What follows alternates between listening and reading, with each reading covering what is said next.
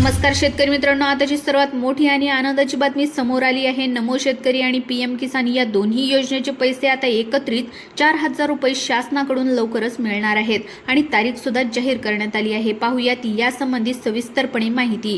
तर शेतकरी मित्रांनो, पंतप्रधान किसान सन्मान निधी योजनेच्या लाभार्थी शेतकऱ्यांना 20व्या हप्त्याची प्रतीक्षा आहे की पीएम किसान योजनेच्या 20व्या हप्त्याचे 2,000 रुपये कधीपर्यंत मिळणार आहेत। या लाभार्थी शेतकऱ्यांचे लक्ष आता लागलेलं आहे, कारण की पीएम किसान सन्मान निधी योजनेच्या लाभार्थी शेतकऱ्यांना एका वर्षामध्ये 6,000 रुपये तसेच 3 समान हप्त्यामध्ये दिले जातात।